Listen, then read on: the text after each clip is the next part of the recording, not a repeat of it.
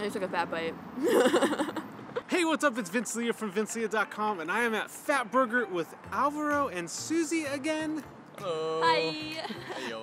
We just wrapped up our vegan milkshake taste test. Now, if you haven't seen that video, I'll go ahead and link it in the description box below. Now, they've already tried the Beyond Burger at TGI Fridays. I'll go ahead and link that in the description box below as well. So now they want to try the Impossible Burger that they can get over here at Fat Burger. So if you like vegan taste tests, vegan shopping videos, healthy hacks, make sure you subscribe to the channel and hit that notifications bell so you don't miss a thing. Are you guys ready to try the Impossible Burger? Yeah, let's do it. Let's do it.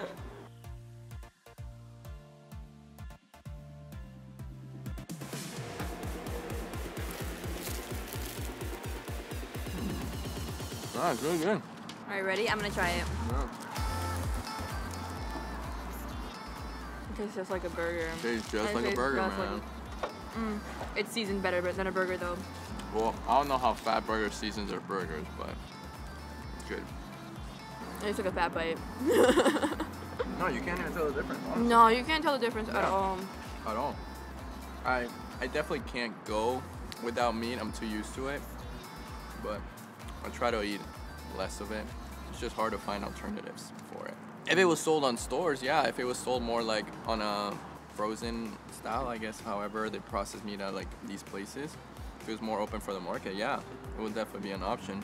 Maybe pricing too, because I know like the pricing on like vegan meats is really, really high right now too. Not everyone can afford to buy expensive meats all the time. I don't So that's eat as much red meat as I probably did before. Just because I don't crave it as much. I'm like, my friends have all turned vegan or vegetarian, so like, you know, the people that you're around, like, you gotta eat what they're eating. So I haven't been eating much meat, except I do have it in like my cultural dishes, like when my mom cooks, like, Same. it's hard. It's really hard. Like, some people in my family have gone vegan and like they'll try to use other like options, but That's a good point, actually, yeah, because most of the meat that I have comes from like cultural food that I have at home. Like, just my mom makes it. She doesn't use vegan products, so she just makes regular meat. Well, I'm from Ecuador, you know. I moved here when I was 11, but mostly like our food is just very like meat based. You know, we're very big on chicken, very big on beef, pork, and that's just what all our dishes are based around. You know, you'll have like a beef tack of pork, you can have a beef tack of chicken, and that'll be your food for the rest of the week. You just switch up the meat. You'll go from chicken to pork to beef to whatever other meat is available, but it's essentially the same plate. But yeah, it's just, they don't, back there's no such thing as vegan. Veganism doesn't exist. It's not even a thought because it's third world country, so. yeah, and like, I'm Middle Eastern, so if you can find me a vegan kebab, that would be outstanding. exactly. But I'm honestly like gonna be really, really diligent about like the kinds of like vegan meat that I eat, because I was led astray one time thinking that I was eating vegan chicken nuggets, but they were mussels. They weren't chicken, they were just mussels. It was a little different though. Point being, But yeah, no, there's like all of our cultural dishes, like at least for me, like they are like dumplings filled with meat and then topped with meat, you know? So like, yeah, a good thing I guess to think is like a lot of American products have gone vegan, but like the cultural foods haven't, you know? Like, and at least in California is known for a lot of their cultural dishes. You can find foods from all cultures in California. And a lot of those places I feel like haven't gone vegan. So that's why it's probably really hard in California too to make that switch, because most people go out, you go and eat somewhere, you go to a Mexican restaurant, you go to a Persian restaurant, you go to an Afghan restaurant, you go here, but they're not serving you a vegan product, they're serving you just regular meats. You know, when do you ever go out to a restaurant to eat a vegan burger? Which is the only places really where you're finding vegan food. if you're vegan, you can go out to get a vegan burger. You go to a vegan restaurant, I guess, but you know, you go to a vegan Yeah. fat burger, but where are you gonna get a vegan kebab? What if I'm in the mood for a kebab? Yeah, it's I'm not gonna get a vegan kebab, Yeah. so I gotta buy the regular kebab. You know, but if there was a Persian place out there to have vegan kebabs, maybe I'll give it a shot. Kebabs are so part of my culture that trying a vegan kebab low-key kind of scares me. Yeah, it's another thing, man. It's so engraved. It's so engraved in your culture to like, these dishes are made a certain way that like any alternative is just like taboo almost. You're messing with the culture. You're messing with the authenticity of the plate, the Gotcha. love.